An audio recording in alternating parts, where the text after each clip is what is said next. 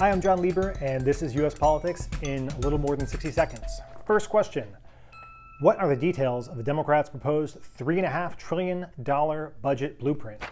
Well, the Democrats this week in the Senate Budget Committee agreed to move forward with a plan to spend $3.5 trillion spread out over about 10 years on a huge portion of President Biden's Build Back Better plan.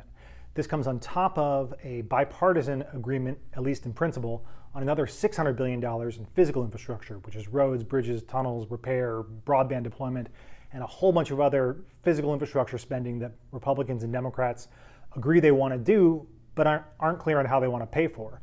But on the $3.5 trillion in spending, this is a lot of new social services. It's extending a number of tax subsidies that are going to low-income families and families with kids as part of the American Rescue Plan, which was the Biden stimulus bill that passed earlier in the year. It also includes money for 2 years of community college, universal preschool, and expands Medicare to cover things like dental benefits and other things that Medicare currently doesn't pay for.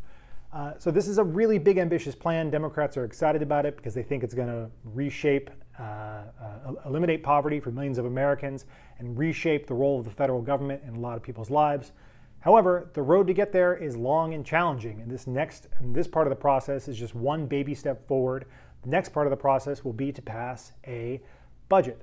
And the budget process requires only 50 votes in the Senate and a simple majority in the House, but with Democrats' slim margins in both, they can't really afford to lose even a single member. So Democrats have to be totally unified to get this thing through. They can't expect a lot of support from Republicans.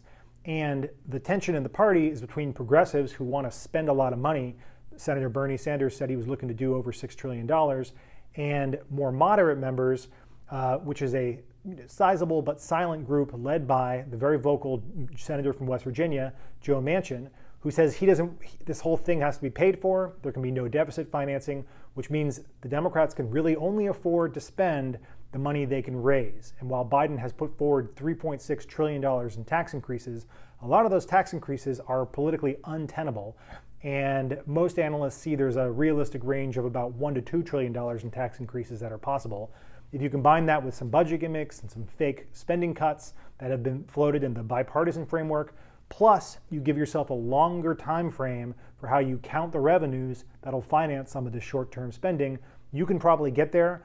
But the Senate and the House are probably months away from resolution of this process. And the challenging part right now is going to be keeping everybody on board until the very end.